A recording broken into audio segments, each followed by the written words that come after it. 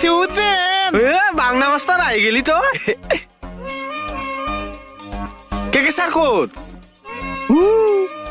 সন্মুখত আছো মই খবৰ লৈ আছে কেকে চাওঁ মৰম চেনেহ সেইবিলাক নাবাঢ়িল আৰু খবৰ আছে অ' মোহন কিয় নাথাকিব আছে আছেতো তেতিয়াহ'লে বেগটো দে। ইটো ইছমি আরে মোহন আরে অ দিন দিন আই মোহন এজনীকে আয় এইটো আই ও অ তুমি আগতকে অকণ শকত হৈছা তুমি ক্ষীণাইছা ধাত